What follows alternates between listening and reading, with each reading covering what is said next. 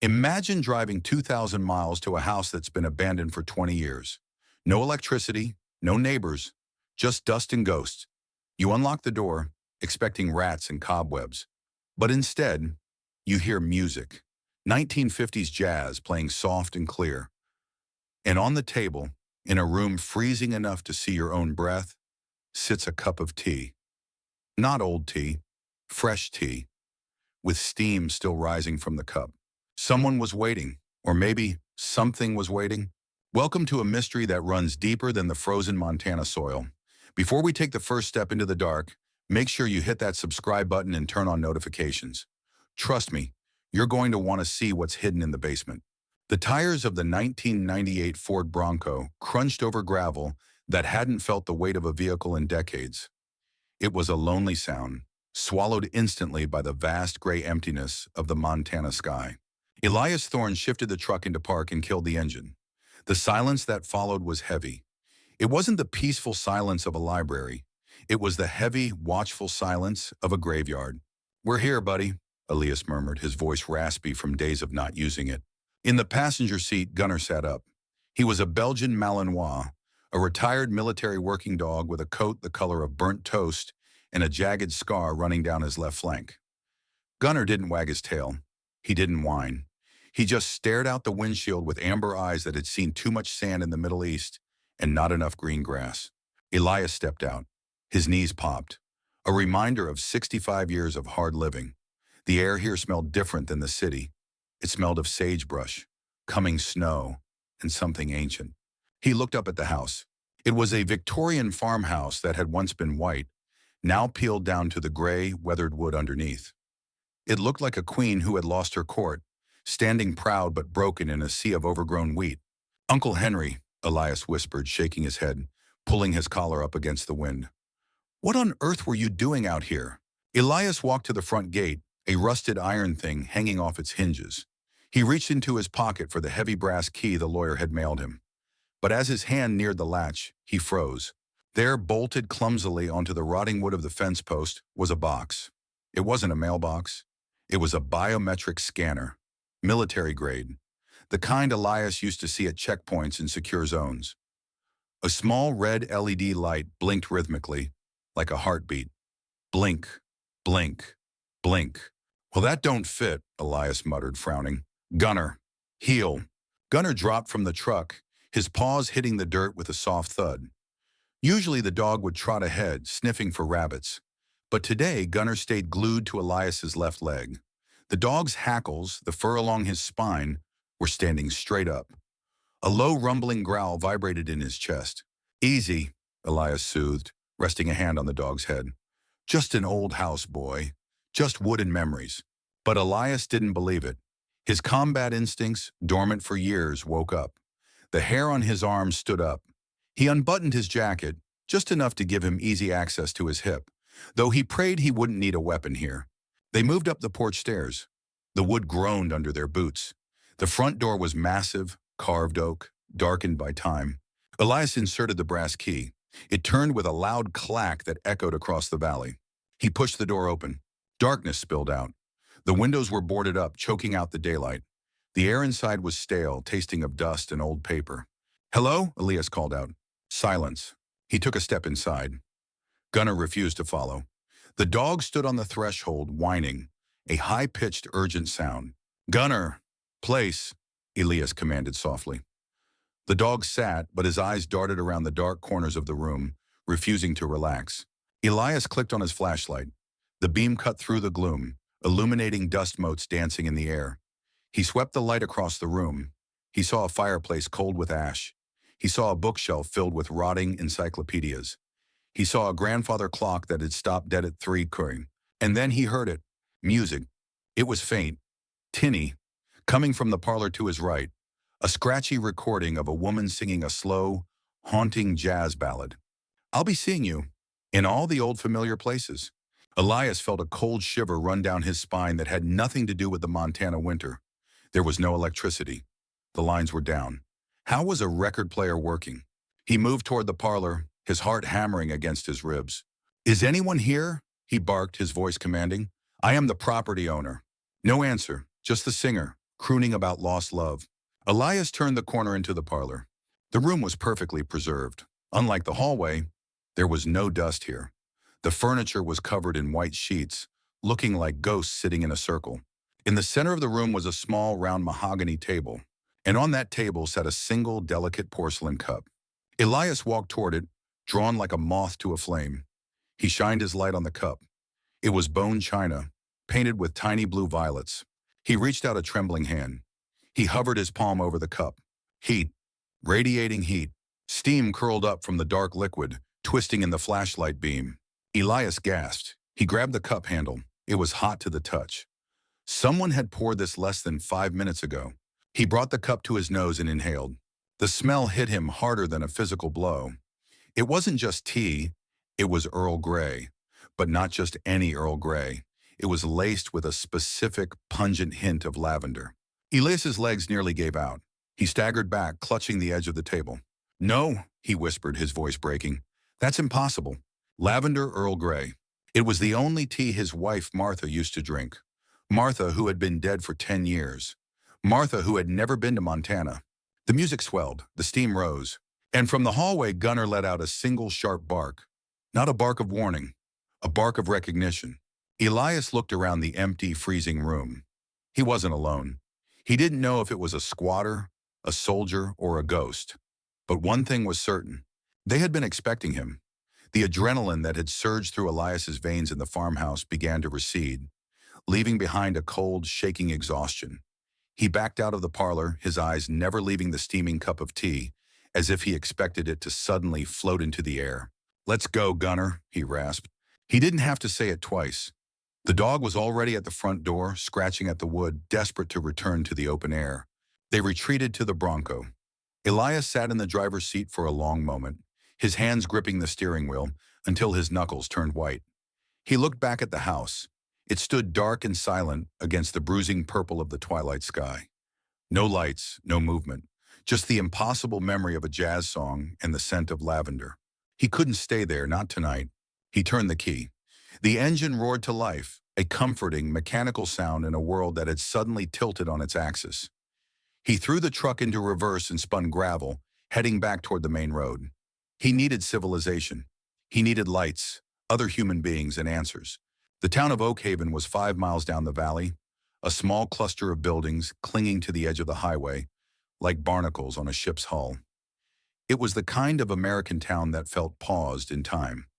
As Elias drove down Main Street, he passed a closed-down hardware store with a "For Lease" sign fading in the window, a diner with a neon sign that buzzed loudly, and a row of brick storefronts that had seen better decades. It was quiet, but it was a living quiet, not the dead silence of the farm. He pulled up in front of the only building that still looked vibrant, the Oak Haven Public Library. It was a sturdy stone structure, built with WPA money back in the 30s, with warm yellow light spilling out onto the sidewalk. "Wait here, buddy," Elias told Gunnar. He cracked the window. Gunnar watched him, his ears swiveling, but he didn't growl. That was a good sign. Elias pushed open the heavy glass door of the library. A bell chimed overhead, a cheerful, welcoming sound that felt jarring after the afternoon's events. The air inside smelled of floor wax, old paper, and vanilla. It was warm, aggressively so, a stark contrast to the biting wind outside. "We're closing in 10 minutes, a voice called out from behind the stacks. Elias walked toward the main desk. "I'm not looking for a book," he said, his voice rough. "I'm looking for information." A woman emerged from the biography section pushing a cart of books. She was older, perhaps in her mid-60s, with silver hair pulled back into a loose, elegant bun. She wore a chunky knit cardigan the color of oatmeal, and reading glasses perched on the end of a nose that looked sharp enough to sense trouble. She stopped when she saw him. She didn't look surprised. She didn't look scared. She looked relieved. "You're late," she said simply. Elias blinked, taken aback. "Excuse me?" "You're late," she repeated, parking the cart with a practiced motion. She walked behind the circulation desk and clasped her hands on the countertop. Her eyes were a piercing, intelligent blue. "Henry said you were punctual. Military time, he called it. I expected you before the sun went down." Elias took a step closer to the desk. The hair on his arms prickled again, but this time it wasn't fear. It was confusion. "You knew my uncle." Everyone knew Henry, she said, her tone softening. But I suppose I knew him better than most. I'm Sarah, Sarah Miller. Elias Thorne. I know who you are, Elias, Sarah said. She reached under the counter. Elias tensed, his hand drifting toward his waist out of habit, but she only pulled out a thermos. And I know you look like you've seen a ghost. Something like that, Elias muttered. He leaned against the counter, the exhaustion finally catching up to him. I went to the house, the farmhouse. Sarah nodded slowly. And? And there was tea, Elias said, watching her face closely. Hot tea, waiting on the table, in a house that hasn't had power since the Clinton administration. Sarah didn't flinch. She didn't gasp. Instead, a small, sad smile touched the corners of her lips. She unscrewed the cap of her thermos. A familiar scent drifted through the library air, cutting through the smell of old books. Lavender and bergamot. Elias stared at the thermos. You! I have a key to the back service door, Sarah said quietly. I go up there once a week to dust, to make sure the roof isn't leaking. And today, I knew you were coming. The lawyer called me. Why? Elias demanded, his voice rising slightly. Why the tea? And how did you know the blend? Sarah poured a small amount of tea into the plastic cup of the thermos and pushed it across the counter toward him. It was a peace offering. Henry talked about you all the time, Elias, she said. He followed your career. He knew where you were deployed. He knew when you retired, and he knew about Martha. At the mention of his wife's name, Elias felt the fight drain out of him. He slumped.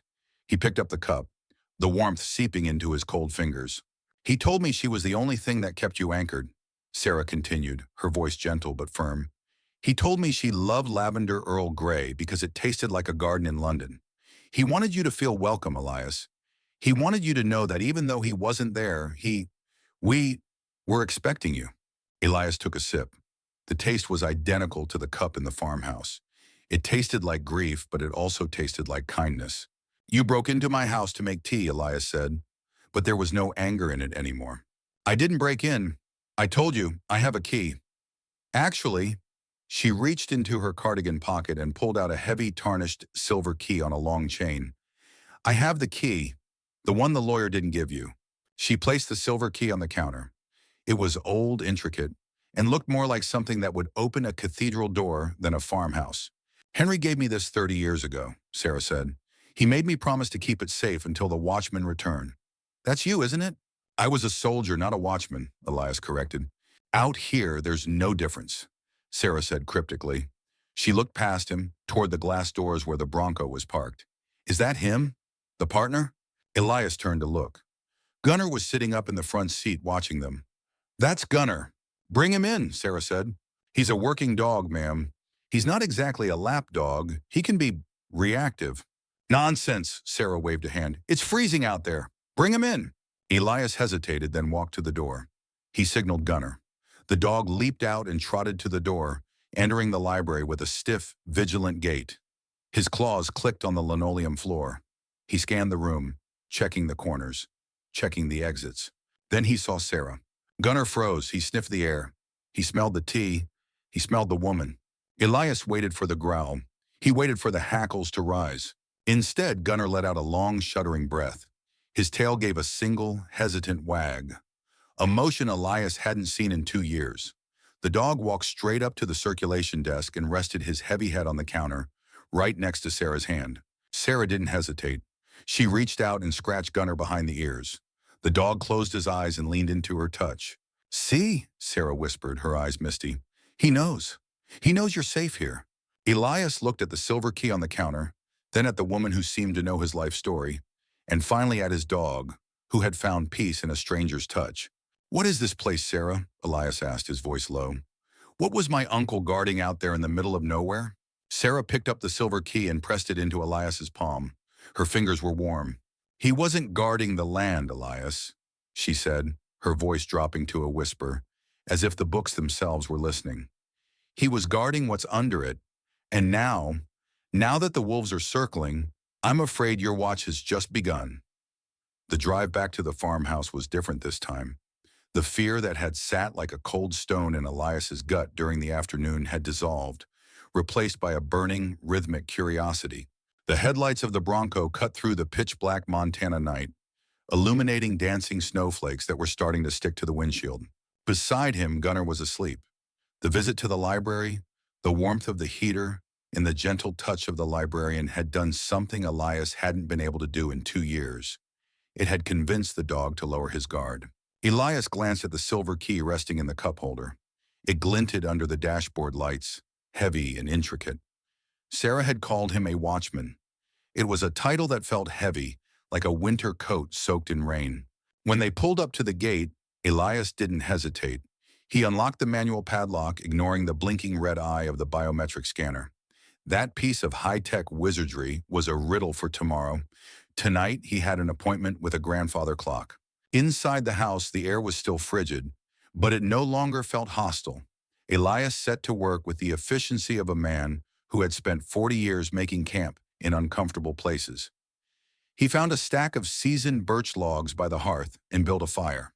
Within minutes, the orange glow of the flames began to push back the shadows in the parlor, casting long, dancing shapes against the sheet-covered furniture. "Stay close to the fire, Gunnar," Elias murmured. The dog circled 3 times on the rug and collapsed with a heavy sigh, resting his chin on his paws, his eyes tracking Elias's movements. Elias took the silver key and approached the grandfather clock in the hallway. It was a magnificent beast of a timepiece, standing nearly 7 feet tall, crafted from dark walnut. The brass pendulum hung motionless inside the glass case, dead still. The hands were frozen at 3 o'clock, Elias whispered, the witching hour. He ran his fingers along the wood. It was smooth, polished by years of care. Uncle Henry's care. Elias examined the clock face, then the side panels. There was no obvious keyhole for a key of this size. The winding key would be small, delicate. This silver key was substantial. It was a door key. He remembered Sarah's words. He was guarding what's under it. Elias knelt down. He traced the molding at the base of the clock. There, hidden in the intricate scrollwork of the wood carving, was a tiny imperfection. A knot in the wood that looked slightly too perfect. He pressed it. With a soft click, a panel on the side of the clock's base popped open just an inch. Elias's heart hammered against his ribs. He pulled the panel wide.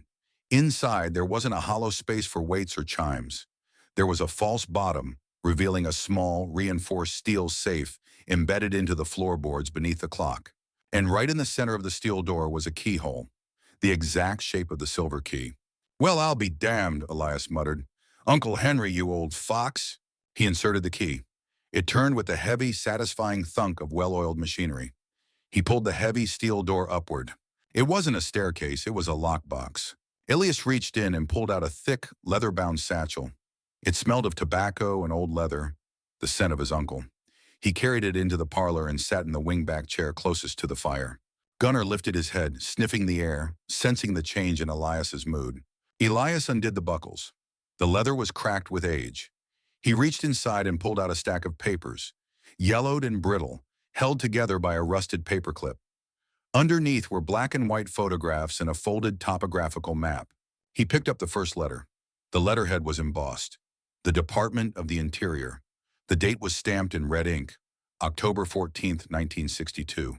The height of the Cuban Missile Crisis. Elias adjusted his reading glasses and began to read. To Agent H. Thorne, per Executive Order Tone 9998, and in anticipation of potential nuclear exchange, the asset transfer is confirmed. The Heritage Protocol is now active. We cannot save the cities, Henry. We cannot save the infrastructure, but we must save the soul of the nation. The shipments arriving at midnight are not to be cataloged in any official capacity. They do not exist. If the worst happens, you are the Ark. You are the keeper of the history that will rebuild us. Hold the line. Director Vance. Elias lowered the paper, his hands trembling slightly. He picked up the photographs. They were grainy, taken in low light. They showed military trucks, deuce and a halves, parked right outside this very farmhouse. Men in uniforms were unloading heavy wooden crates.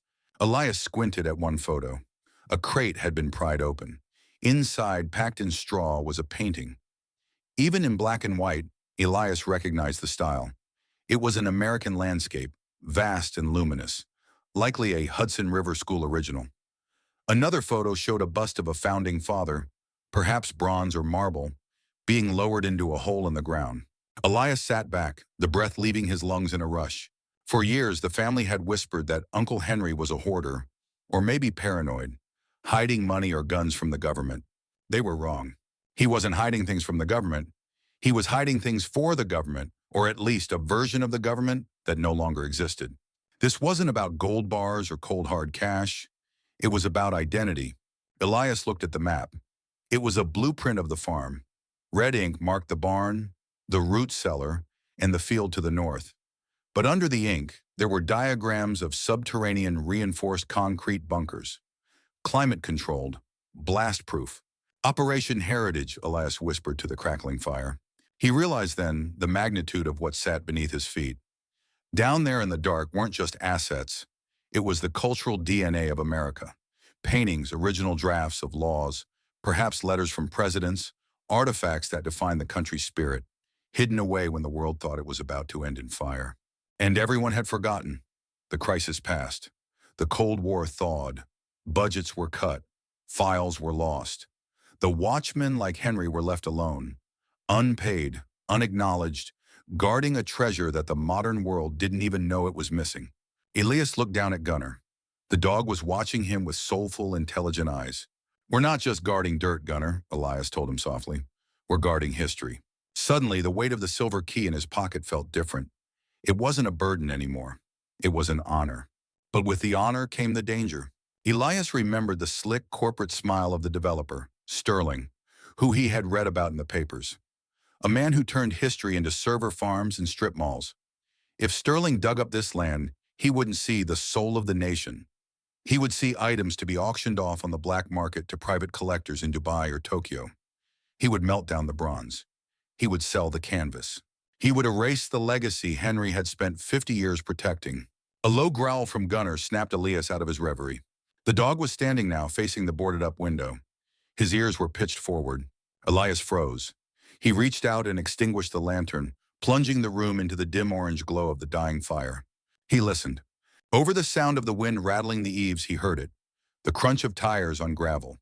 Slow, deliberate, heavy tires. Not a sedan, an SUV. Elias moved to the window, peering through a crack in the boards. Two black Cadillac Escalades were idling at the gate.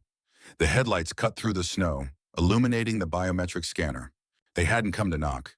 They were sitting there, engines running, watching. "They know," Elias whispered. He looked at the map in his hand, then threw it into the fire. He watched the paper curl and blacken, the red ink of the secret locations disappearing into ash. "Let them watch," Elias said, his voice hardening into the tone of the staff sergeant he used to be. He patted his hip, checking for his sidearm. "We're dug in, Gunnar." The dog didn't bark. He just stood by Elias's side, a silent sentinel in the dark. The watchman had returned, and the first shift had just begun. The morning sun broke over the Absaroka range, painting the frost-covered wheat fields in hues of pale gold and violent violet. It was a deceptively beautiful morning, the kind that makes you forget, just for a moment, that the temperature is 10 degrees below freezing and the wind cuts sharper than a skinning knife. Elias Thorne stood on the porch, a steaming mug of black coffee in his hand. He watched the steam curl up and disappear into the cold air, mirroring the breath of the German shepherd sitting at his feet. "Quiet morning, Gunnar," Elias murmured. Gunnar's ears twitched. He wasn't watching the sunrise. He was watching the gate at the end of the long, gravel driveway. Elias took a sip of the coffee. It was strong, bitter, and hot, just the way he liked it. He had spent the night in the armchair, the leather satchel of secrets clutched to his chest like a lifeline. He hadn't slept much. Every creak of the old house sounded like footsteps. Every gust of wind sounded like a breach. But the black SUVs from the night before hadn't breached the perimeter. They had just sat there watching until the dawn chased them away like cockroaches scattering under a kitchen light. Or so Elias thought. A cloud of dust rose on the horizon. A vehicle was approaching. Not the tentative, slow approach of a neighbor, but the aggressive, high-speed approach of someone who believed they owned the road. "Here we go," Elias said, setting his mug on the porch railing. "On your feet, soldier." Gunnar stood up, his muscles coiling under his fur. He let out a low, rumbling growl that vibrated through the wooden floorboards. A sleek silver Land Rover Defender pulled up to the gate. It was brand new, the kind of car that cost more than this entire farm was worth on paper. The driver didn't bother with the keypad. He honked. Two sharp, impatient blasts. Elias didn't move. He just crossed his arms and waited. The driver's door opened and a man stepped out. He was dressed for a Manhattan boardroom, not a Montana winter. He wore a charcoal suit that shimmered with an expensive sheen, a cashmere scarf loosely draped around his neck, and Italian leather loafers that were already being ruined by the mud. He walked up to the gate, realized it was locked, and looked up at the porch. "Mr. Thorne," the man shouted, waving a hand as if hailing a taxi. "Open up! We have an appointment!" Elias slowly descended the porch steps, Gunner flanking him perfectly at the heel. He walked the 50 yards to the gate with a deliberate, maddening slowness. When he finally reached the fence, he didn't unlock it. He just stood on the other side, staring through the rusted bars. "I don't recall checking my calendar," Elias said, his voice flat. "And I don't recall setting an appointment." The man smiled. It was a practiced smile, bright, white, and completely devoid of warmth. He reached into his jacket and pulled out a business card. "Julian Sterling," the man said. "Sterling Development and Infrastructure. I represent the consortium interested in this parcel." Elias didn't take the card. "I know who you are, Mr. Sterling. I read the papers. You're the one buying up the valley to build server farms." "Data centers," Sterling corrected smoothly. "The backbone of the future economy. We're talking about progress, Mr. Thorne. Jobs, connectivity, bringing this forgotten dust bowl into the 21st century." "This dust bowl feeds the country," Elias said. "Or it used to." Sterling chuckled, a dry, dismissive sound. "Nostalgia doesn't pay the property taxes, Elias. Can I call you Elias? Look, open the gate. It's freezing out here, and I have a proposal that will warm you right up." Elias looked at Gunner. The dog was staring at Sterling's throat.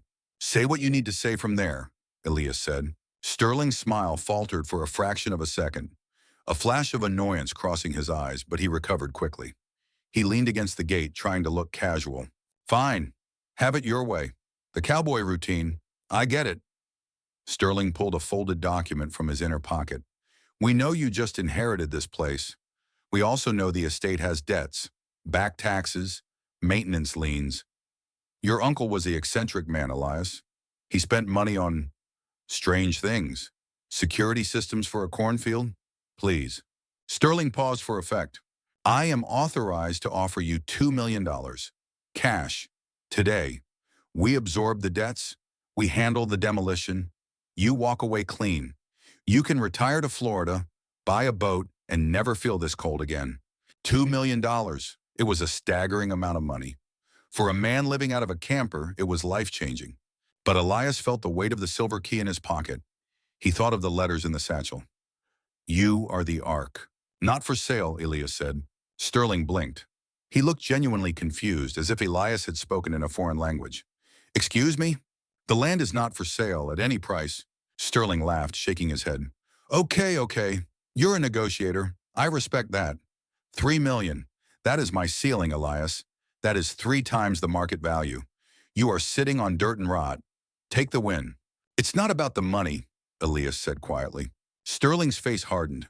The charm evaporated, replaced by the cold, predatory look of a shark smelling blood. He stepped closer to the bars, his voice dropping an octave. "Let's cut the crap, old man. Do you have any idea who you are dealing with? We have permits pending. We have the county commissioner in our pocket. We have eminent domain lawyers who can tie you up in court until you bleed dry. This farm is going to be a parking lot for servers, whether you sign the check or not." Sterling looked down at Gunner. The dog hadn't moved. "And that beast," Sterling sneered, pointing a manicured finger at Gunner. "You really think a zoning board is going to let you keep a dangerous, decommissioned attack dog within 5 miles of a commercial facility? I'll have animal control here so fast your head will spin. They put dogs like that down, Elias, for the public safety. That was the mistake." Elias didn't shout. He didn't rage. He went deadly still. It was the stillness of a sniper taking a breath before the trigger pull. He unlocked the gate. Sterling smirked, thinking he had won. He took a step forward. "Gunner," Elias whispered, "watch." Gunner didn't bark. He launched. He hit the chain-link fence with the force of a freight train, his jaws snapping inches from Sterling's face. The metal rattled violently. Sterling stumbled back, falling hard onto the frozen mud. He scrambled backward, crabbing away on his hands and feet, his expensive suit smeared with dirt. "Jesus Christ! Call him off!" Elias opened the gate just enough to step through, closing it behind him. He looked down at the man in the mud. "You misunderstood, Mr. Sterling," Elias said, his voice polite and terrifyingly calm. "I didn't unlock the gate to let you in. I unlocked it so I could tell you this clearly." Elias leaned down. "This isn't a farm, it's a post. And I'm not a farmer, I'm a soldier. You want to bring lawyers? Bring them. You want to bring bulldozers? Bring them. But if you ever threaten my dog again, or step 1 foot on this property, I won't call the police." Elias patted the side of his hip, where his jacket concealed his waistband. "I'll treat you as a hostile combatant on a secure military site. Do we understand each other?" Sterling scrambled to his feet, his face pale, his chest heaving. He looked at Elias, then at the snarling dog, and realized with a jolt of true fear that money had no power here. "You're making a mistake," Sterling spat, backing toward his rover. "A massive mistake. You can't stop progress." "Maybe not," Elias said, watching him retreat. "But I can hold the line." Sterling jumped into his car, slamming the door. The engine roared and the rover tore off down the driveway, kicking up a spray of gravel and mud, fleeing back toward the safety of the city. Elias stood there until the dust settled. The adrenaline was humming in his blood, but so was a deep, heavy sadness. He knew what this meant. The offer was the carrot. Now comes the stick. He reached down and scratched Gunner behind the ears. The dog stopped growling, leaning into his leg. "Good boy," Elias whispered. "We made a powerful enemy today." He looked back at the house. Sarah was right. The wolves were at the door. But as he looked at the rolling fields hiding the secrets of a nation beneath the frost, Elias Thorne knew one thing for sure. He wasn't going to Florida, he was digging in. "Come on, Gunner," Elias said, turning back to the cold, empty house. "Let's go call the librarian. We're going to need reinforcements." The siege began, not with a bang, but with the low, menacing hum of idling engines. By dusk, the blockade was in place. 2 black Cadillac Escalades parked just outside the property line. One blocking the North Service Road, the other squarely in front of the main gate. They didn't cross the boundary. They didn't break the law. They just sat there, their tinted windows reflecting the dying light, projecting a silent, suffocating threat. Elias watched them from the darkened parlor window. He had boarded up the gaps, leaving only thin slivers of light to see through. "Psychological warfare," Elias muttered to Gunner, who was pacing the floorboards, his nails clicking a nervous rhythm. "They want us to sweat. They want us to feel isolated before they make a move." Sterling knew exactly what he was doing. He wouldn't storm the house. That would be messy. He would starve them out. He would cut the lines. He would make the farmhouse feel like a coffin until Elias begged to sign the deed. The phone on the wall, an old rotary unit that Elias was surprised still worked, rang. The sound was so loud in the silent house that Gunner barked. Elias picked it up. "Thorne, they're outside, aren't they?" It was Sarah. Her voice was tight, laced with worry. "Stay away, Sarah," Elias said, his voice low. "Sterling has hired professionals, private security contractors. These aren't local boys. You need to stay in town where it's safe." "Safe?" Sarah let out a sharp, incredulous laugh. "Elias, this is Oak Haven. We don't have safe zones and war zones. We have neighbors. And I made a few calls." "Sarah, don't," Elias warned. "I can handle a perimeter breach. I can't handle collateral damage. Do not come out here." "I'm not coming out there, Elias. I'm opening the curtains." "What?" "Just watch the road, watchman. And put the kettle on. It's going to be a busy morning." The line went dead. Elias frowned, hanging up the receiver. He checked his watch. 600 hours. He went back to the window. The sun was just beginning to crest over the mountains, washing the valley in a pale blue light. The 2 black SUVs were still there. Elias saw the driver of the front vehicle roll down his window to flick a cigarette butt onto the pristine snow. Then Elias saw it. At first he thought it was a funeral procession. A line of cars was moving slowly down the county road. But they weren't black hearses. They were dusty Buicks, rusted Ford pickups, and wood-paneled station wagons from the 90s. They didn't stop at the gate. They didn't try to enter. Instead, the lead car, a powder blue sedan driven by a woman who barely saw over the steering wheel, pulled over onto the shoulder, directly across from the first mercenary SUV. The driver door opened. Out stepped Mrs. Higgins. Elias recognized her from the library. She was the head of the local historical society, a woman in her late 70s who always wore a pearl necklace. She was wearing a thick wool coat and carrying a large thermos. She walked right up to the black Escalade. Elias tensed, his hand hovering over his holster. What is she doing? Mrs. Higgins tapped on the tinted window of the mercenary vehicle. Tap, tap, tap. The window rolled down about 2 inches. A voice, rough and annoyed, barked from inside. Ma'am, move along. This is private security. Oh, nonsense. Mrs. Higgins's voice drifted clearly across the morning air. I saw you boys sitting out here all night. You must be freezing to death. I brought you some hot cocoa and some zucchini bread. It's fresh. We don't want cocoa. Move the car. Now don't be rude, Mrs. Higgins chided, sounding exactly like a grandmother scolding a toddler. My grandson is in the Marines, looking just like you. I wouldn't want him freezing in a car. Here, take a napkin. While she was talking, distracting the driver, another car pulled up behind the SUV. It was an ancient green tractor, driven by a man in overalls who looked older than the tractor itself. The engine sputtered, coughed, and then died with a loud bang, effectively blocking the SUV from backing up. The old man hopped down, kicked the tire, and yelled, Dag nabbit, carburetor's busted again. Gonna take me a few hours to fix this. Inside the SUV, Elias could see the mercenaries shifting, agitated. They were trained for urban combat, for shootouts, for intimidation. They were not trained to deal with Mrs. Higgins offering them baked goods and a deaf farmer blocking their retreat. But it didn't stop there. More cars pulled over. People got out. It looked like a tailgate party. A group of 3 women set up folding chairs on the grassy verge right next to the mercenaries. They pulled out knitting needles and yarn. They weren't looking at the SUV, or at least they pretended not to. But every few seconds, one of them would lift a pair of birdwatching binoculars, peer at the license plate of the Escalade, and then write something down in a notebook. The rear window of the SUV rolled down. A man in tactical sunglasses leaned out. Hey, you can't record us. That's harassment. One of the knitting ladies, Mrs. Gable, the church organist, smiled sweetly. Oh, honey, I'm just birdwatching. The blue jays are very active this morning, though you boys do stick out like a sore thumb. Are you from the city? You look pale. She raised a disposable Kodak camera and snapped a picture.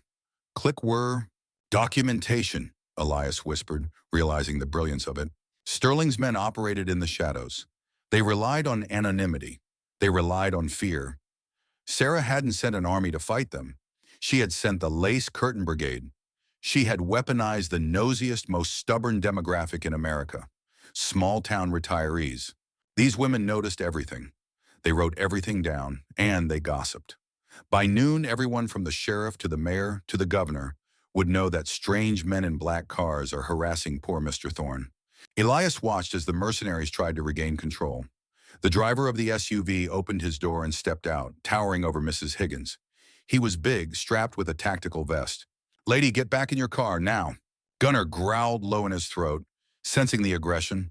Elias reached for the door handle, ready to intervene. But Mrs. Higgins didn't flinch. She looked up at the giant man, adjusted her pearls, and said, loud enough for everyone to hear, Young man, I changed your sheriff's diapers when he was a baby. I have lived on this road for 50 years. If you want to move me, you go right ahead. But I promise you, my hip is very fragile, and my lawyer is very good. The mercenary froze. He looked around. There were 10 cell phones pointing at him. The knitting circle was watching. The farmer was watching. He was checkmated by a grandmother in a wool coat. He swore under his breath, got back in the SUV, and slammed the door. The phone rang again.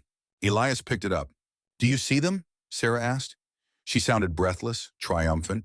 I see them, Elias said, a smile tugging at the corner of his mouth, the first real smile in years. You mobilized the whole town. Not the whole town, Sarah corrected. Just the ones who remember what this valley used to be. Sterling thinks he can buy land, Elias, but he forgot that people come with the land. You're not alone in that house anymore. Elias looked out the window. The mercenaries rolled up their windows, sealing themselves in, hiding from the barrage of zucchini bread and watchful eyes. The threat had shifted. The hunters had become the zoo animals. I guess I'm not, Elias said softly. He looked down at Gunner. Stand down, soldier. The cavalry is here, and they brought knitting needles. Open the door, Elias, Sarah said softly. Mrs. Higgins really does have zucchini bread, and if you don't eat it, she'll be offended. And trust me, you don't want to offend Alice Higgins. Elias hung up the phone. He walked to the front door, unlocked the deadbolt, and stepped out onto the porch. The cold air hit him, but for the first time since he arrived at the farmhouse, it didn't feel bitter. It felt fresh. He waved at Mrs. Higgins. She waved back, beaming, and held up the thermos. Elias realized then that his Uncle Henry hadn't just left him a mission, he had left him a community. And God help anyone who tried to tear it down. The Lace Curtain Brigade had done their job. Outside, the mercenaries were currently trapped in a polite but relentless conversation with Mrs. Higgins about the proper way to prune hydrangeas, while the local sheriff, who had conveniently decided to stop by for a safety check, was inspecting the mercenaries' vehicle registration with excruciating slowness. "We have an hour," Sarah said, checking her watch. She stood in the center of the barn, her breath misting in the frigid air. "Maybe two, if the sheriff decides to check their tire pressure." Elias nodded. He slid the heavy barn door shut, cutting off the slice of daylight. The barn was a cathedral of shadows, smelling of diesel, dry hay, and 80 years of silence. Dust motes danced in the shafts of light, bleeding through the cracks in the wood siding. "The map said the entrance was under the Iron Horse," Elias said, reciting the clue from memory. He looked at the rusted carcass of a 1950s Massey Ferguson tractor sitting on blocks in the corner. It was a relic, covered in a tarp that was more whole than fabric. "Subtle," Sarah noted. Elias walked over to the tractor. "Gunner, check." The dog trotted forward, sniffing the concrete floor around the tractor. He circled twice, then stopped at the rear axle and let out a sharp whine. He pawed at a grease-stained rubber mat. Elias knelt. He pulled the heavy mat aside. Beneath it wasn't concrete, but a steel grate. And next to the grate, flush with the floor, was a keyhole protected by a brass weather cover. "The silver key," Elias whispered. He fished the key from his pocket. It felt warm now, charged with intent. He inserted it. The lock was stiff, resisting him for a moment before yielding with a heavy, mechanical thunk. A hiss of compressed air escaped, the sound of a seal breaking after decades. The steel grate popped up an inch on hydraulic hinges. "Pneumatics," Elias murmured, impressed. "Uncle Henry maintained this? By himself?" "He came out here every Sunday," Sarah said softly. "He told everyone he was fixing the tractor. People laughed at him, said he was trying to fix a corpse." Elias lifted the grate. Beneath it lay a concrete stairwell descending into absolute darkness. The air that drifted up was dry, filtered, and smelled of old paper and ozone. It didn't smell like a basement. It smelled like a library. "Stay close," Elias commanded. He clicked on his tactical flashlight, the beam cutting a stark white tunnel into the gloom. They descended. The stairs were steep, industrial concrete. With every step, the temperature dropped, stabilizing into a cool, dry chill. At the bottom of the stairs, 20 feet down, they faced a single massive blast door. It was painted a dull, institutional green, stamped with a faded yellow hazard symbol and the letters, U.S. Gov, Alth only. "This is a fallout shelter," Elias said, running his hand over the cold steel. "Kennedy era." "It's a vault," Elias, Sarah corrected. "Open it." There was a wheel lock. Elias gripped it with both hands and heaved. The gears groaned, a sound like a dying whale, but they turned. The locking bars retracted with a series of heavy clangs that echoed in the confined space. Elias pulled the door open. Automatic lights flickered to life overhead. Long tubes of fluorescent bulbs that buzzed angrily before settling into a clinical hum. They stepped inside. Elias had expected weapons. He had expected crates of M16s, ammunition, maybe gold bullion or emergency ration tins. He was a soldier. His mind thought in terms of logistics and warfare. He stopped dead in his tracks. The room was vast, far larger than the footprint of the barn above. It was a climate-controlled warehouse lined with rows of floor-to-ceiling metal shelving. But there were no guns. "My God," Sarah whispered, her hand flying to her mouth. The shelves were stacked with wooden crates, each stenciled with black letters. Elias walked to the nearest one. "Property of the National Archives, Class A. Contents, Hudson River School Collection, Evil 1962. He moved to the next row. "Smithsonian Institution, Preservation Protocol. Contents, 19th century, textiles, indigenous artifacts." Elias turned in a slow circle. There were hundreds of crates. There were tubular containers for maps. There were flat, reinforced cases for documents. "What is this?" Elias asked, his voice echoing in the vast chamber. Sarah walked over to a small desk set up in the corner. It was neat, organized Henry's workspace. There was a logbook open on the blotter. "It's Operation Heritage," Sarah read from the log, her voice trembling. During the height of the Cold War, the government was terrified that a nuclear exchange wouldn't just kill the people, it would erase the culture. They feared we would survive as a species but forget who we were as a nation. She looked up at Elias, her eyes shining with tears. So they selected shadow sites across the Midwest. Quiet places, farms.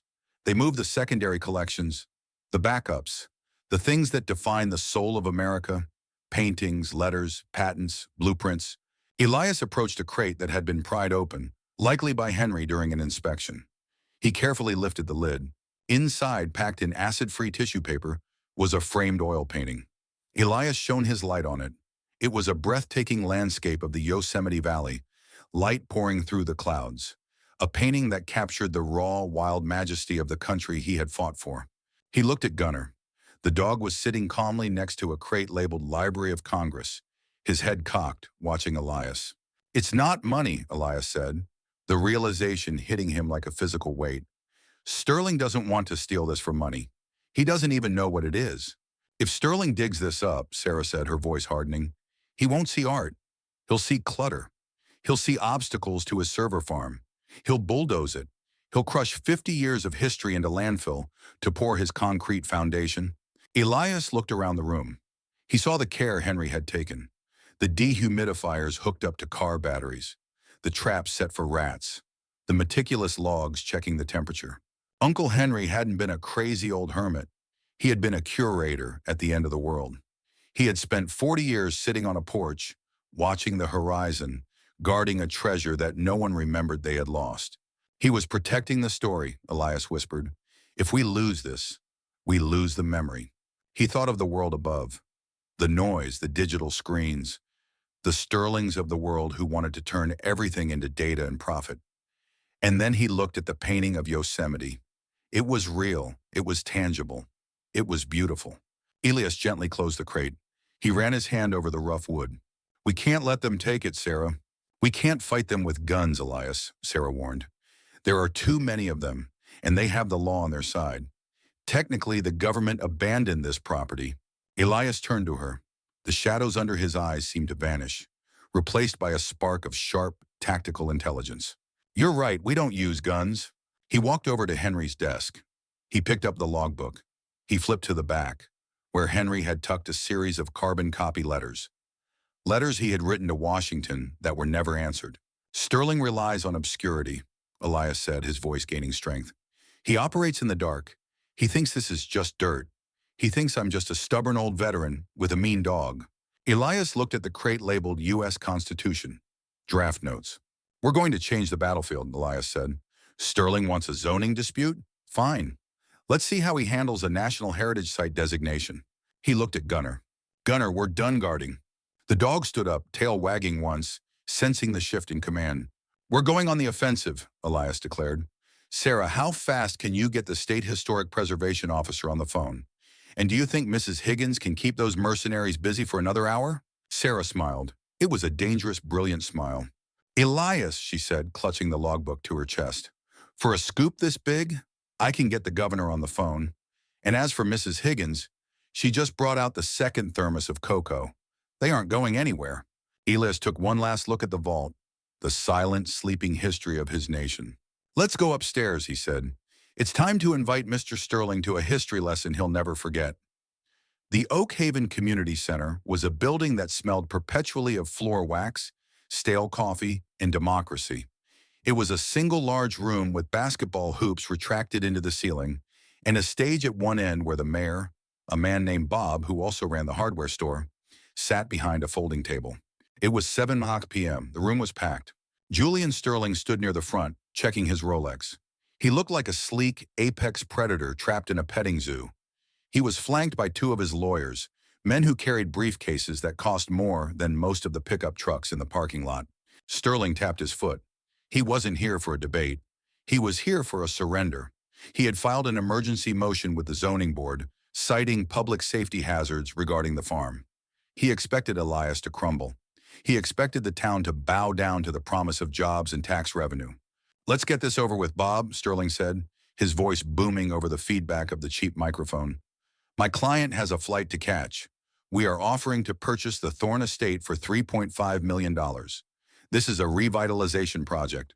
We are doing you people a favor. The crowd murmured. It was a lot of money. In a town where the main industry was nostalgia, $3 million sounded like salvation. The double doors at the back of the hall swung open. Silence swept across the room like a wave. Elias Thorne stood in the doorway. He wasn't wearing his faded field jacket. He was wearing his dress uniform, the one he hadn't worn since his retirement.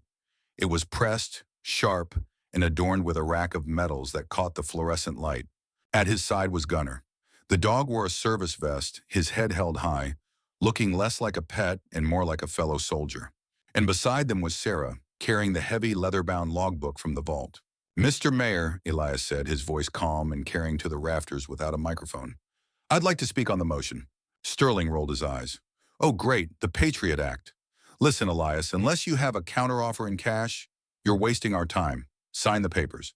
Elias walked down the center aisle. The townspeople, Mrs. Higgins, the knitting circle, the mechanic, parted for him like the Red Sea. He didn't look at Sterling. He walked straight to the stage and placed the logbook on the table in front of Mayor Bob. "I can't sell you the land, Mr. Sterling," Elias said, turning to face the developer. "And why is that? Sentimental value?" Sterling sneered. "No," Elias said, "because I don't own it, and neither does my uncle." A ripple of confusion went through the room.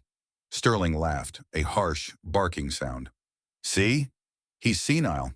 If you don't own it, then the state takes it, and I buy it from the state. Checkmate. The farm," Elias continued, his voice rising in strength, "is a federal holding. It is designated as Site Baker 9 under the Heritage Protocol of 1962. Sarah stepped forward. She opened the logbook. She pulled out a large yellowed photograph and held it up.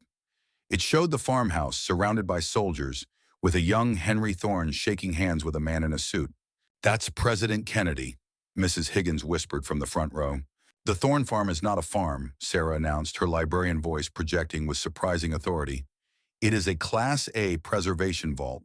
For the last 60 years, it has housed the reserve collection of the National Archives. Paintings, drafts of the Constitution, indigenous treaties, the cultural soul of this country." Sterling's lawyers shifted uncomfortably. One of them started typing furiously on his phone. "That's a lie," Sterling sputtered, though his face had gone pale. "It's a cornfield. My surveyors saw nothing but dirt." "Because you didn't look deep enough," Elias said. "You saw profit. You didn't see the history." Elias reached into his pocket. He didn't pull out a gun. He pulled out the silver key. He held it up. "Tonight," Elias said, addressing the town, "we opened the vault, we found the inventory, and we made a call." Sterling stepped forward, aggressive now. "I don't care what's in the basement. I have a purchase agreement. I have permits. I will bulldoze that house and whatever trash is under it." "I wouldn't do that," a new voice boomed from the back of the room. Everyone turned. Standing at the entrance were 4 men in dark suits. But these weren't corporate lawyers. They wore earpieces. They wore windbreakers with bold yellow letters on the back. FBI. Behind them was a woman in a sharp blazer, the State Historic Preservation Officer, whom Sarah had called 3 hours ago. The lead agent walked down the aisle. He stopped in front of Sterling. He didn't look amused.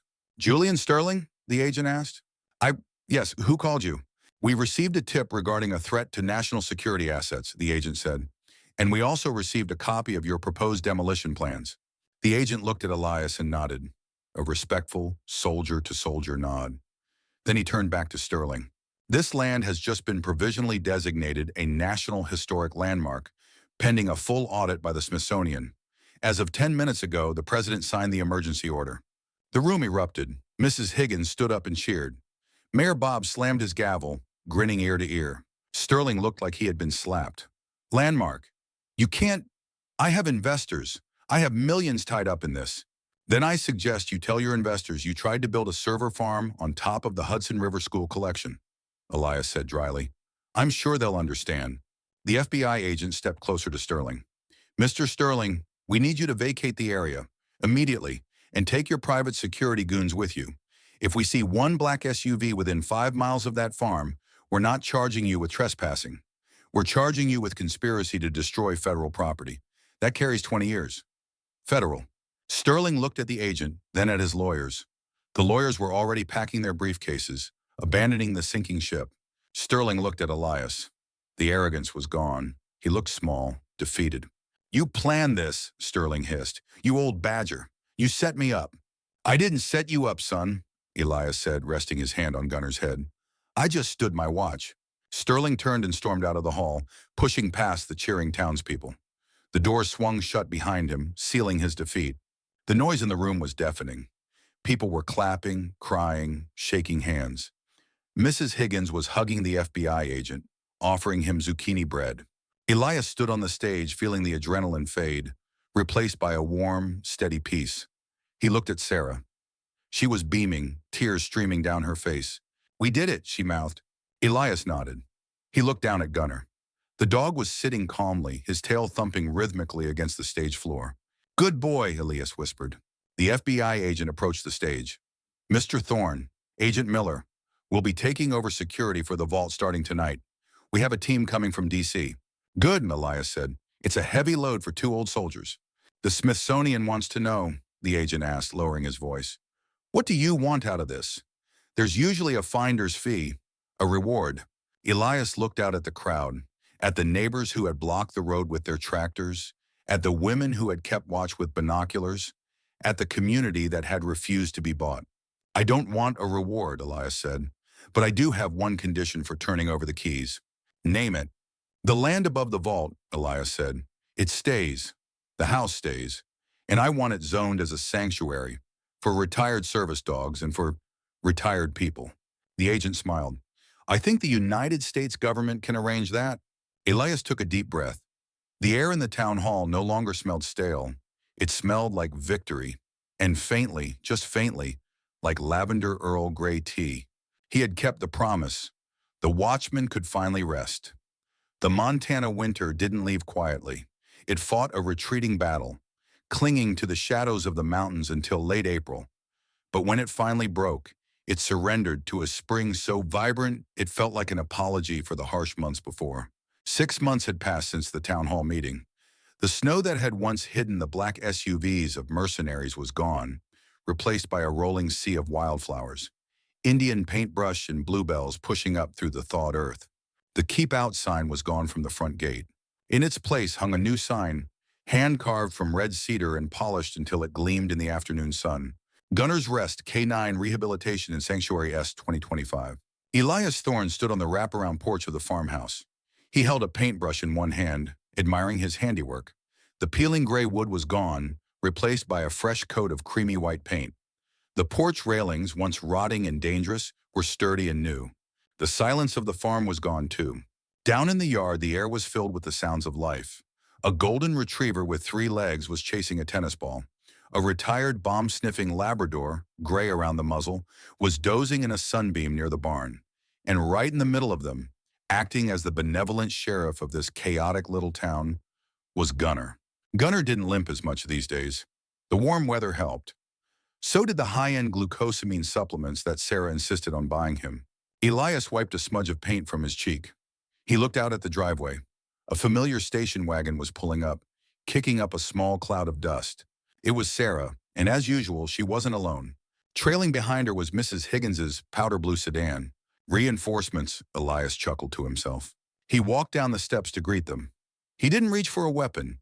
He reached for the door handle of Sarah's car. "I told you I didn't need help with the painting," Elias said, though his smile betrayed him. Sarah stepped out, carrying a basket covered in a checkered cloth. She looked radiant, the tension of the winter completely gone from her face. "I didn't come to paint, Elias," she teased. "I came to inspect. And Mrs. Higgins brought a casserole because she's convinced you're too thin." Mrs. Higgins emerged from her car, brandishing a Pyrex dish like a shield. "It's tuna noodle, Elias, and don't you dare give it to the dogs."